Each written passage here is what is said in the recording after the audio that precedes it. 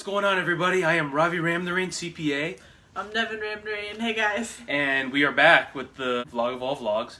Why U.S. real estate is the best investment for anybody in the world, bar none. Anybody else who tells you otherwise, you need to literally do a CAT scan on them. I mean, without a doubt, you're the medical professional here. You know. Enough said.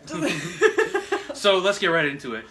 Number one, population. U.S. population continues to grow no matter which idiot is in office, you know, in the U.S. presidency, whatnot. There are going to be foreign people coming here. Yeah, no matter what. U.S. people still having babies, you know, and people are living longer. So what that means, all of that, more customers. Tenants, people buying real estate. You know, if you're a landlord already, you want to see people, your fellow landlords, keep buying. That increases the value of your real estate. So we're all in this together, and it's a win-win for everybody.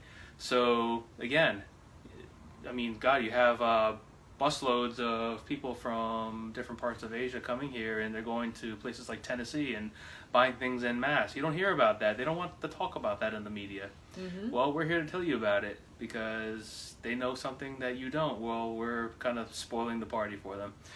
You know, I'm sorry, did you want to kind of talk about real estate in the Midwest? I was going to talk a little bit, just for a second, about the population. I mean, millennials, we're not really having kids as much as we were before. You know, right. The population isn't growing that much here. But no matter what political person tries to tell you there's not going to be foreign people coming here, they're coming here. And they're not slowing down. So, tenants. Exactly. And Devin, I mean, she's right. That's the way the cookie's crumbling, and, you know, if you are a landlord, that's the kind of stuff you want to hear, you know. Right. You care about green. It doesn't matter. It doesn't matter what any of. Right. You know, ideally, if you can invest in the like the coastal areas or like one of the bigger city areas that's blowing up like crazy. LA. Yeah, or Chicago. Or gosh, here. Yeah. Here, there's here like an 18% population growth per year right now. It's insane. I mean, that's great if you can do that, but if you're looking for like a smaller investment, you know, more mid-range, you can go to the Midwest or the South. I came from a Midwestern town in Missouri called Monette. It's wonderful. It's adorable. You should go check it out. Great Asian buffet there. I love it. Yeah. It's got about 8,000 people. You can buy a house there for a small house for about $50,000. When are we moving?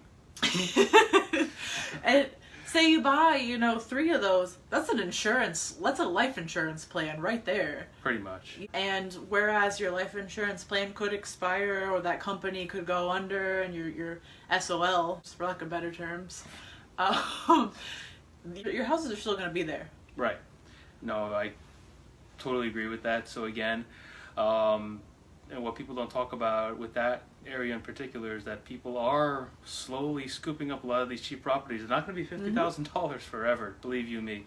I've looked into it personally, and I like what I see there. So again, right. Population is literally the key as to why U.S. real estate is the best investment that's out there.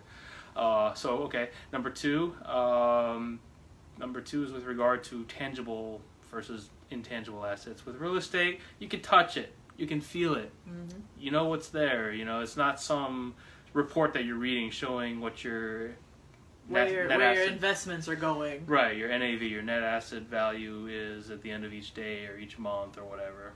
It's not something that can be easily frittered away by some unscrupulous money manager or something like that. If there's a downturn, uptick in the market, whatever it is, your real estate investment is still going to be there. You may be getting more or less rent depending on how things are in the market, but again, it's still in your best interest to go ahead and invest that way. The difference between, you know, the stock market and real estate is, you know, there's these high risk, low risk investments. Well, real estate's always going to be a low risk, you know, like let's say, for example, the Depression era, you know, 1920s, the stock market crashed. We all know about this. Well, the people that weren't affected by that, you know, as much were the people who invested in real estate because, Absolutely. You know, of course their values went down, but they still had those properties. And then once the Depression ended, they still had them and they went back up in value, you know. Whenever the stock market, they invested all their money in these companies, those companies were gone. Their money was gone. Right. And that's the thing. The stock market is one of those investments that's honestly, and you want to stop watching our vlogs after this, I honestly don't give a shit. It's literally for people who know what they're doing.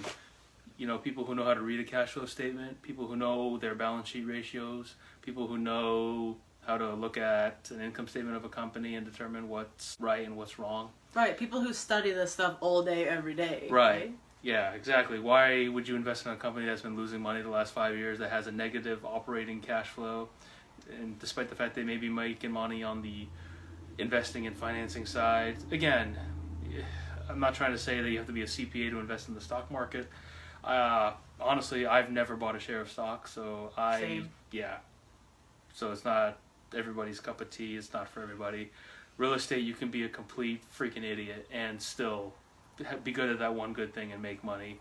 I personally know people who are complete freaking idiots who just knew that one thing and are right? Yeah, they're millionaires today. Whereas I also know a lot of smart people who don't know where their next can of beans are coming from because they invested in things that they have no clue about.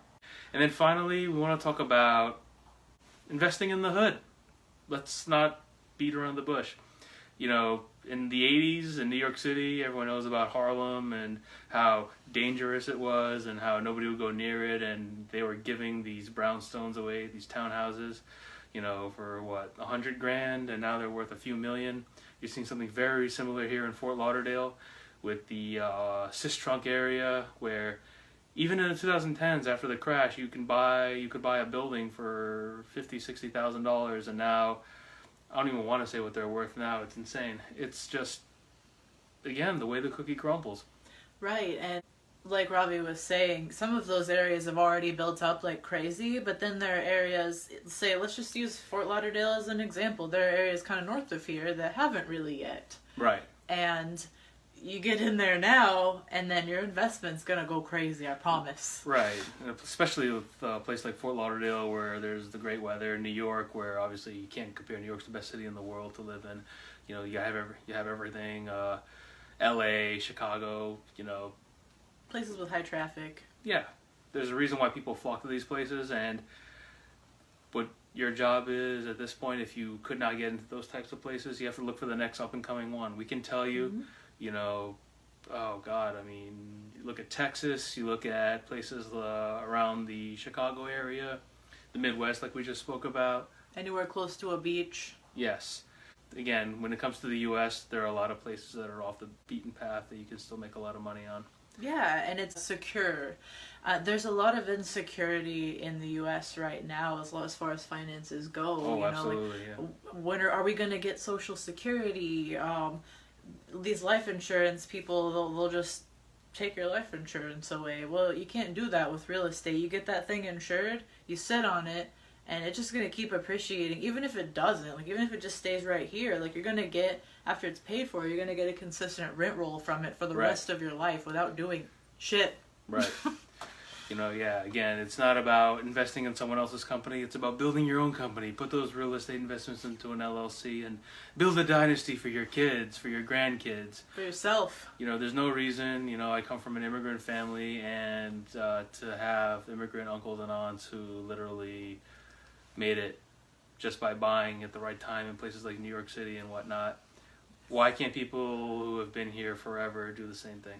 They can. It's just, you have to choose to. Exactly. So again, for Devin Ramnarine, I'm RaviRamCPA. So long, and we will see you next time. See you guys. Bye.